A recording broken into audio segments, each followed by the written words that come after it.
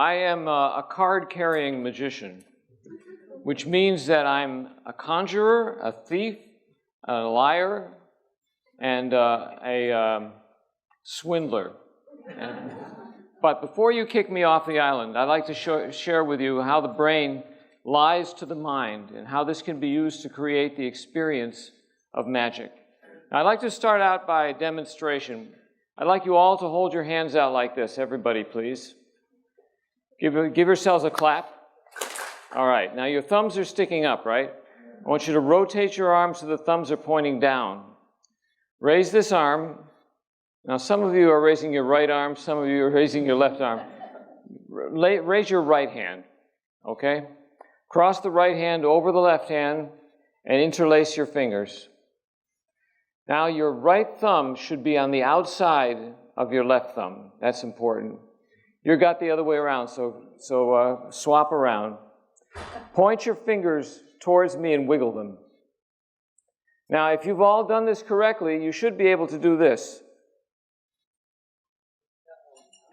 Impossible, you say, huh? That's magic. Magic is created when something impossible happens.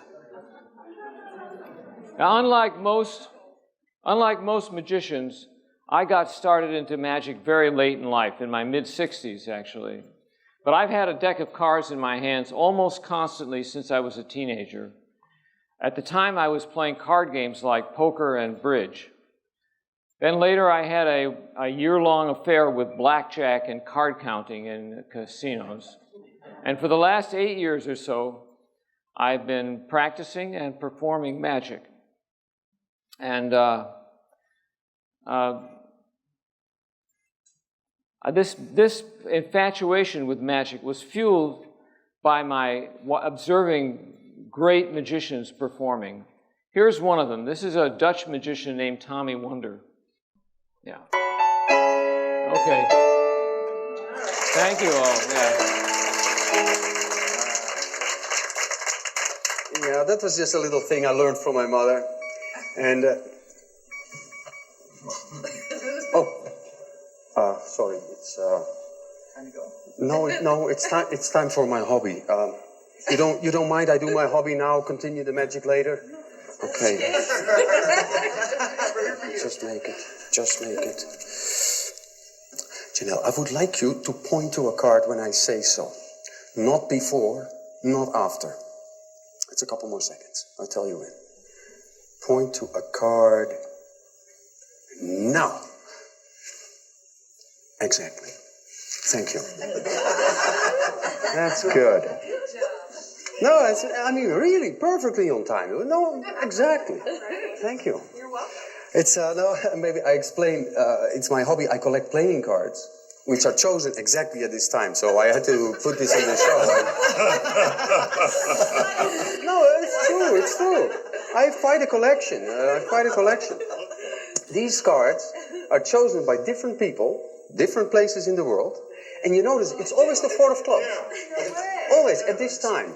Yeah, it's always I don't know why. People always choose 4 of clubs, but I think there is some scientific reason for it. I don't know, but anyway, it's not so important.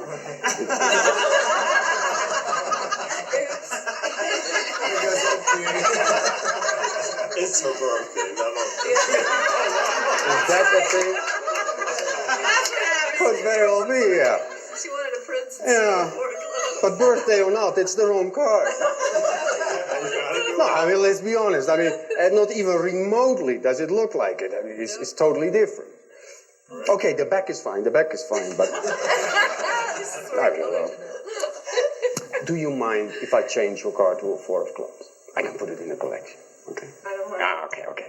It's very simple to change a card because you just put another 4 of clubs on top and you rub. If you watch carefully, it starts to imitate the 4 of clubs and it becomes a 4.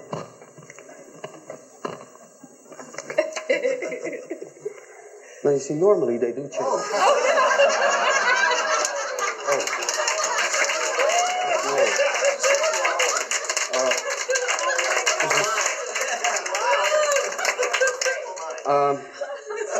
You know what? A I'll do it differently. I'll do it differently. I'll just change the collection. Mind you, it's a lot more work for me. But you see, you got a Jack of Diamonds, so I make Jack of Diamonds. You know? Now, have a look at the cards. Have a look at the cards. Is there anything wrong with them? No double layers, special things, or anything? No. But they're not four clubs anymore. No, that's true. Because if you change, you know, it's not heat either. It just changes. Now look here. Rub the card. Does anything go off? Nothing goes off. No. But you rub like this, it changes. No. Wait. The last one. Look, it's really. That's crazy. This is amazing, huh? Yeah. This is always at this time. All right. What makes this performance so magical is that it's so inexplicable.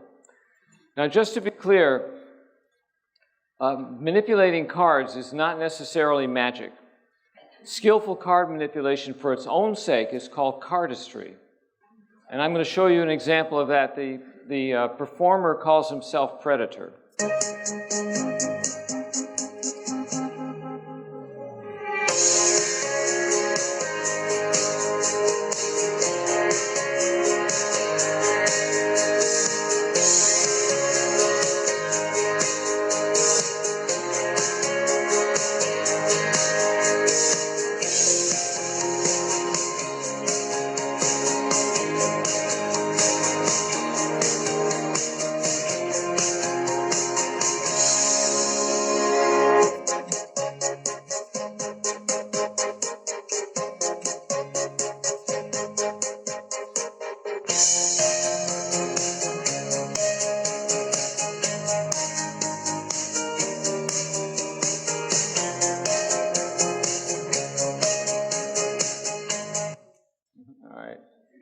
Now, card manipulation depends fundamentally on manual dexterity, which means that it can be learned and mastered with enough practice.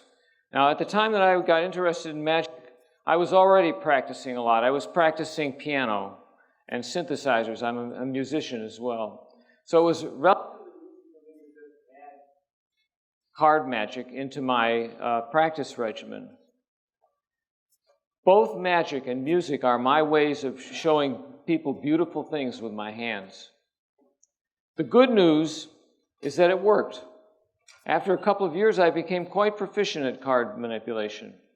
So much so that I started to perform professionally, and I even won first place in a card magic competition. Bad news is that around that time I was diagnosed with Parkinson's disease, which, as you can imagine, was quite devastating for me. As I began to lose coordination, I saw all of the beauty of magic and music being taken away from me. And it was around this time that I discovered some inspiring examples of magicians who had other health obstacles that they overcame. For example, Richard Turner, at the age of 9 years old, he developed scarlet fever, and that led him to become completely blind within a couple of years. Nevertheless, he's gone on to become one of the best card handlers on the planet. Another of my heroes is Wayne Dobson, a British magician. At the height of his popularity and skill, actually, I would say, he contracted, and it was the age of 29, he contracted multiple sclerosis. And he continues to perform today. There he is. He continues to perform, although he's performing from a wheelchair. I learned from men like these and from others that poetry and artistry drive magic, not fast hands. I learned that magic comes from inside, not from technical skills. Because whether you have Parkinson's disease or multiple sclerosis or arthritis or are just getting older, your hands will be taken from you eventually.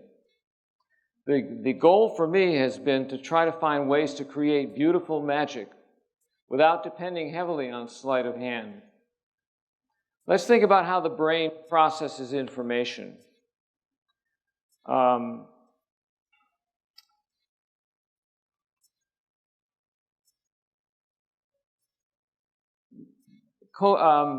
Consciousness is a product of evolution, of course.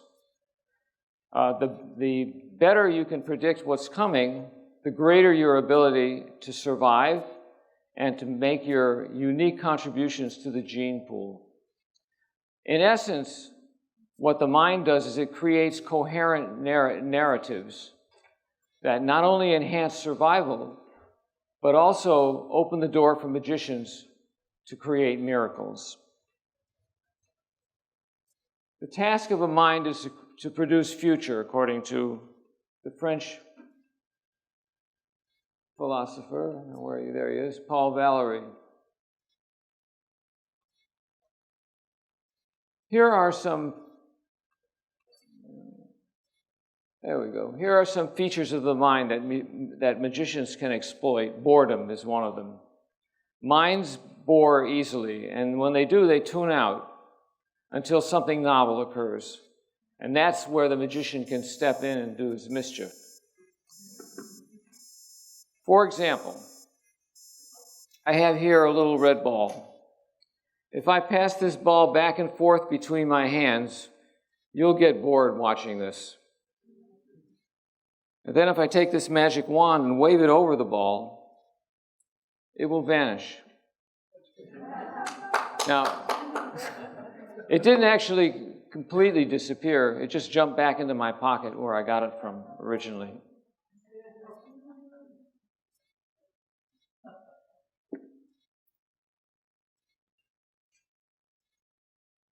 Consciousness has been described as a play in a theater. Whatever's on your mind at any given moment, that occupies center stage by itself. It's very difficult to concentrate on more than one thing at a time. I'm going to give you an example of that, and I need your help with this. This is going to be a task that involves counting, and I'd like you all to try to count as accurately as possible. Count how many times the players wearing white passed the ball.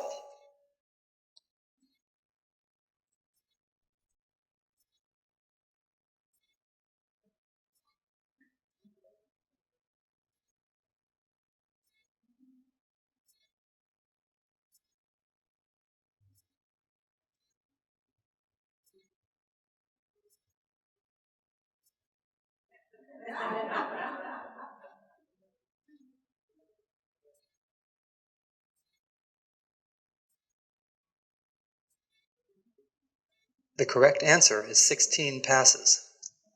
Yeah, you get that? Did you spot the gorilla?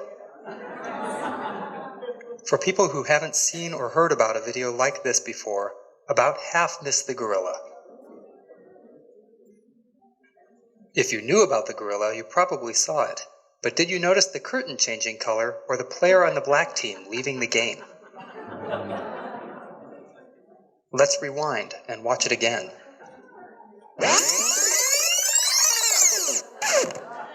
Here comes the gorilla, and there goes a player, and the curtain is changing from red to gold.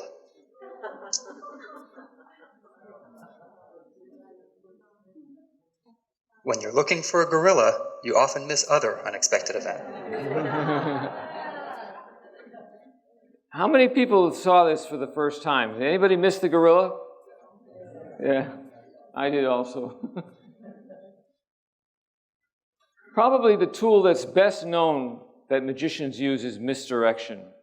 Misdirection is rampant in nature because there's an enormous selection pressure for being able to mislead.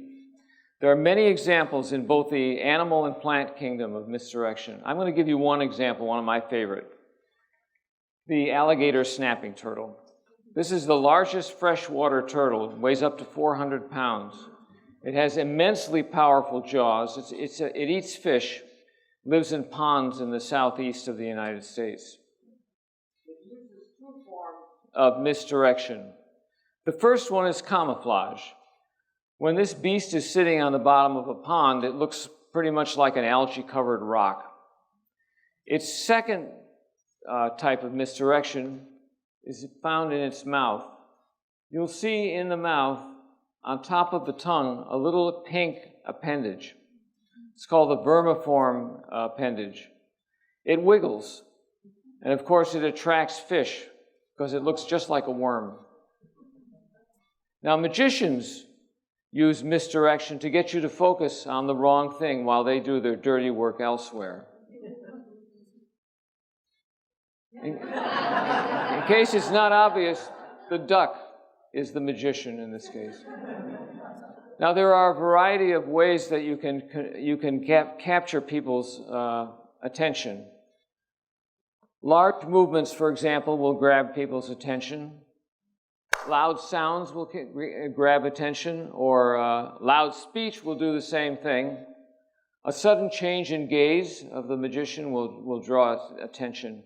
Now, many of these attention grabbers are problematic for Parkinson's patients because Parkinson's disease suppresses movements. Big movements become small movements. It suppresses loud speech. And what that means for me and for other Parkinson's patients is that I have to use extra effort to use these tools for it to be effective.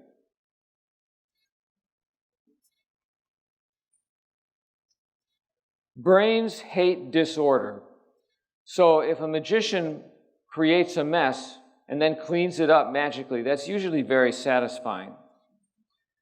I call this order from chaos. It's a very useful strategy. And one of the best proponents of this is the Swedish magician Leonard Green. I work with a special method to do it quick. I work with precision, control,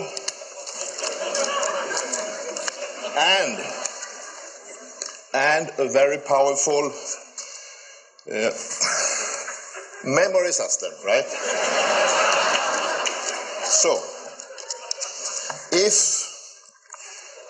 I have studied the poker, I like to gamble. Officially, I don't gamble, but so if we have a 5 person, and I will do a 5-handed poker game.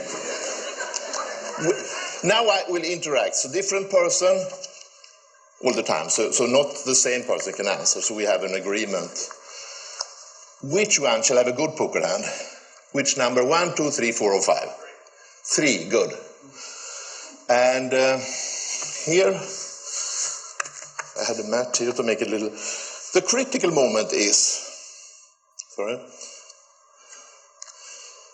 if a card shark gather the card together, immediately when before he deal the card, now. So I think number 3, I have arranged them in a full house. With queens and, it's okay. Yeah. Queens and 10s. That's a challenge, I like this. I will explain it. 1, 2, 3, 4, 5. I start with 3 queens.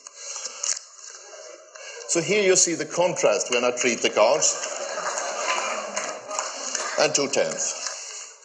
Yeah. Thank you.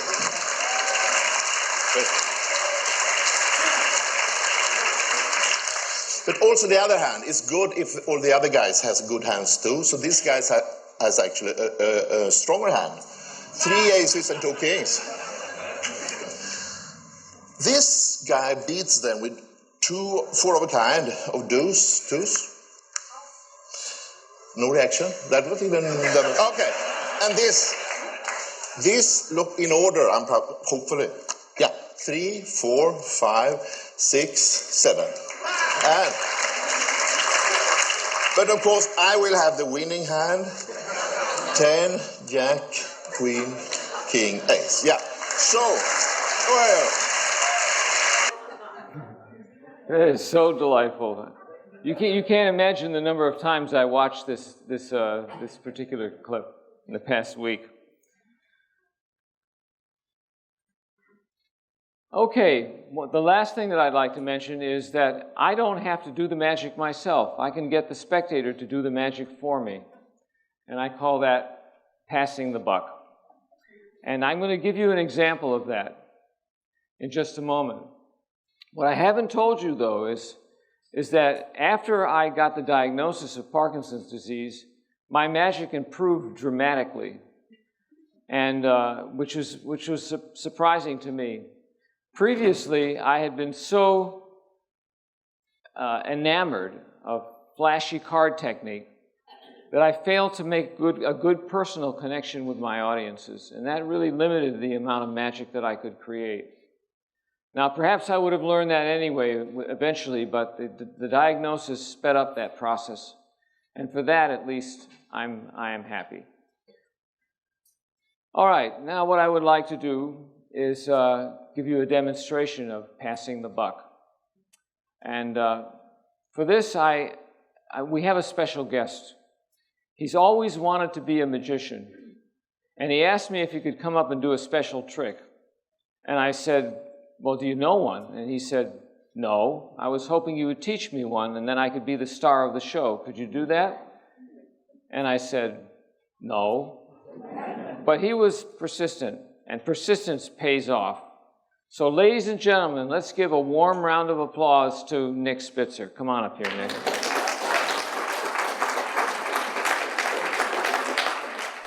All right. What are you going to do for us today? Well, I should say I've known Dick for many years. He is a brilliant scientist whose work on sodium channels particularly has really helped us understand how those electrical signals get propagated in the brain. So it's an honor to stand here with him. Oh, my goodness. That's not a magic performance. I'm sorry. I'm sorry. All right. We might as well tell them the truth, okay? Okay. All right. Actually, Nick and I did get together earlier, and I taught him a trick, and I think that all of you, even you, Danny, are going to think that this is one of the best tricks you've ever seen. And I think that maybe, just maybe, if he does a good job, he'll get a standing ovation. But you've got to earn it. Okay. All right. Let's do it just the way we practice, all right? Positions, everyone. And we'll begin on the count of 3, okay? 1, 2, 3. Oh, hey, Nick, I haven't seen you in ages. How have you been? I've been well, Dick. I've been well. Oh, listen, you remember that invention I was working on? Dimly. Yeah, I brought it with me. I finally finished it. Fantastic. Let's see it. Can I show your friends? Please. Are these your friends? These are my friends. All right. Here it is. What do you think? Be honest. It's smaller than I had thought. Now, this is, I know that this sounds crazy, but this is the world's first invisible deck of cards. And as ridiculous as that sounds, you're going to be amazed at what Nick can do with this. So, here, take the deck and shuffle them up for me, would you? You might want to take them out of the box first. Oh. I'm sorry, that was my mistake. And give the box to your daughter over here. Okay. And shuffle them up. Shuffle. Nice technique. How do you like that? It's like, let's survey the scene. It's like looking over a field of flowers, isn't it? Beautiful people. Beautiful people. All right. This is what I'd like you to do, Nick. I want you to take your deck of cards and go up to anybody in the room, anyone at all, and in your best magician's voice, ask them to pick a card. All right. All right? Shuffle as you go. Go ahead. Okay.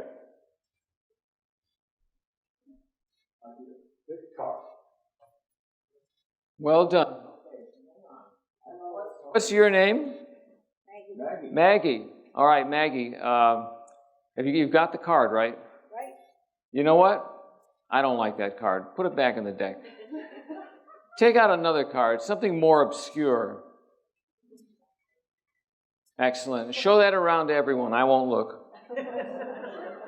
All right, everybody see that card? I want you all to remember it, okay? All right, Maggie, take that card, turn it upside down, and put it back in the deck. Excellent. So there's one upside-down card in this deck, one face-up card in a face-down deck. Thank you. Remember what the card is, okay? Come on back, Nick. Get the box. put the cards in the box, and toss me the deck. All right, I think we can all agree on something. I think we can agree that Nick did a good job. You want to give him a... All right. But let's find out whether the trick worked first, okay? Now, if this did work, the card that Maggie turned over and looked at is going to be the same card as the one that's in this deck that's turned over. And I think if that happens, he deserves an even bigger round of applause. Are you with me on that? Yes. All right.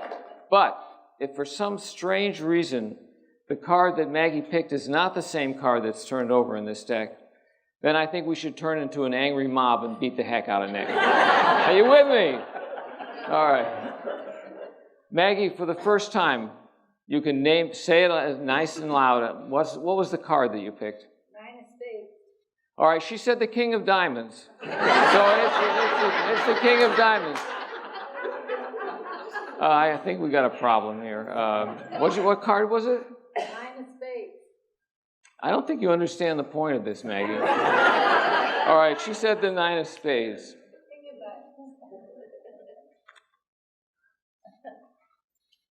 Let's take a look and see if we can find that.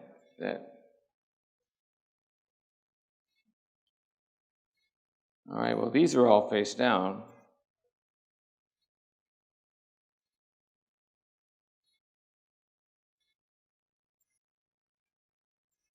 You said 9 of spades, huh? Oh, there it is. The 9 of spades. And not only is this is the only face-up card in the deck, but it's also the only card with a red back. Standing ovation for Nick. Standing ovation. Standing ovation for Dick. All right.